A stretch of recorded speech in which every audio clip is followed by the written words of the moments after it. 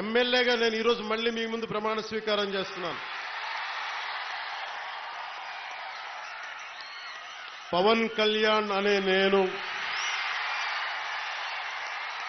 భారత రాజ్యాంగానికి కట్టుబడి నన్ను అఖండ మెజారిటీతోటి గెలిపించిన నా పిఠాపురం పుర ప్రముఖులకు, పెద్దలకు, ప్రజలకు, యువకులకు, ఆడపడుచులకు, తల్లులకు, యువతులకు, ప్రతి ఒక్కరికి, అన్ని వర్గాల వారికి, ఎస్సీ, ఎస్టీ, బీసీ, ఓసీ, అన్ని మతాలు, ఇస్లాం, క్రిస్టియానిటీ, అన్ని కులస్తులందరికీ నేను హామీ ఇస్తున్నాను. మానవత్వాన్నే కాపాడుతాను, మీ అభ్యున్నతికే కష్టపడతాను. నేను లంచాలు తీసుకోను, నాకు అలాంటి అవసరం లేదు. మీ అభ్యున్నతికే నేను కష్టపడతాను.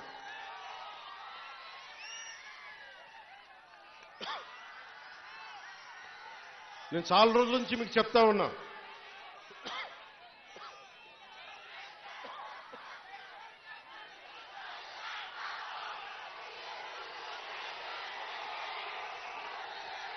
వైసీపీ గత ప్రభుత్వ నాయకులు చెప్పారు, పవన్ కళ్యాణ్ ఆంధ్రాలో ఉండడు, హైదరాబాద్లో ఉంటాడు, పిఠాపురంకి వస్తే పిఠాపురం వాస్తవ్యుడు కాదు, ఇక్కడ ఉండడు.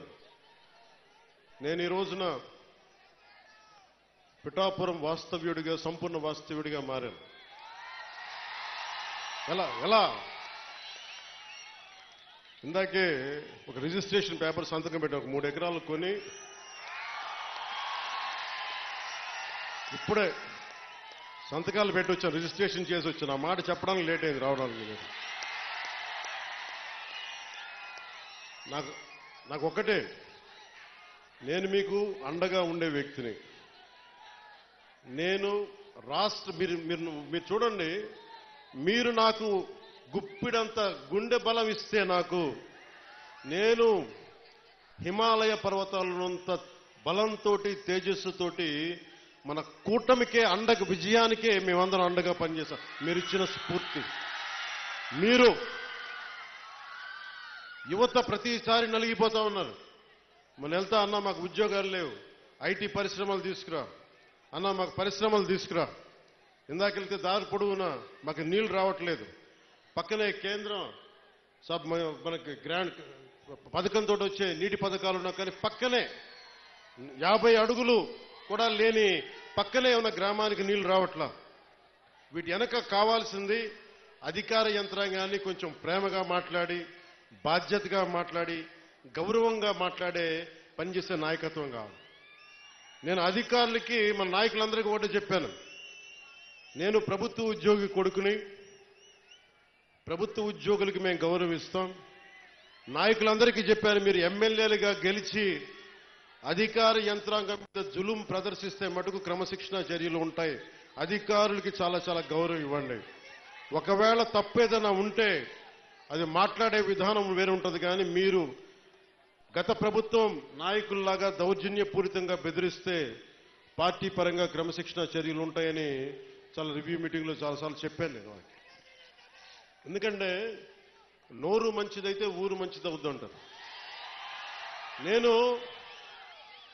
ఒక అధికారి దగ్గరికి వెళ్ళి మీకు నీటికి రావాలి అంటే చొక్కా పట్టుకునో బూతులు తిడితే ఎవరు మాట్లాడతారు?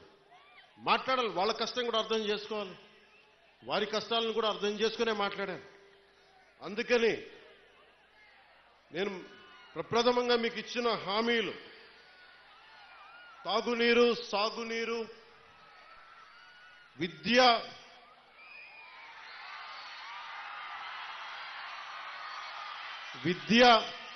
వైద్యం, ఉపాధి అవకాశాలు.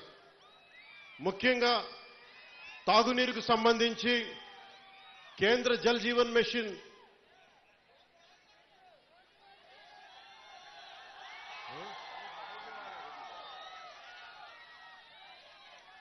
నేను పదవి తీసుకొని 4 రోజులు కూడా కాల. రోడ్లు కదా అన్ని చేద్దాం, ఏది నా దృష్టిలో లేకుండా లేదు. ఒక ఆడబిడ్డ, ఒక తల్లి వచ్చి అన్న నా బిడ్డ 9 నెలల నుంచి కనిపించట్లేదు, నా బిడ్డ 9 నెలల నుంచి కనిపించట్లేదు, 2 రోజులు దాటితేనే ఇంక దొరకదని చెప్తారు, మర్చిపోండి మీ బిడ్డనని చెప్తారు ఉన్నత పోలీసు అధికారులు.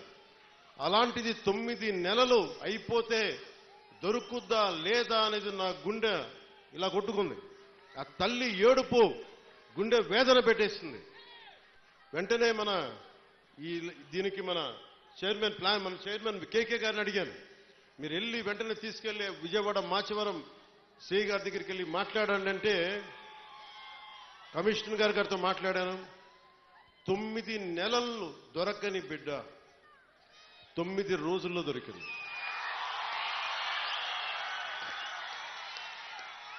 నేను ఈ 9 రోజులు నవరాత్రులాగా అయిపోయినాయి నాకు.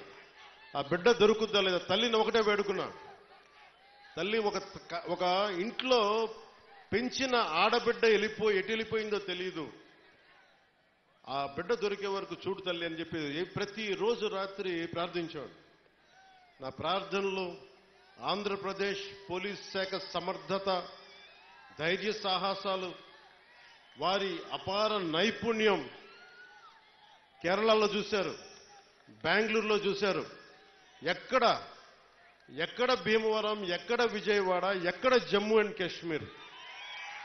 ఆ బిడ్డ జమ్మూ అండ్ కాశ్మీర్లో దొరికింది. జమ్మూ అండ్ కాశ్మీర్ పోలీసు వెళ్ళి తీసుకొచ్చారు. ఇదే 30,000 మంది ఆడబిడ్డలు అదృశ్యం అయిపోతే ఒక్కరు మాట్లాడలే గత ప్రభుత్వం.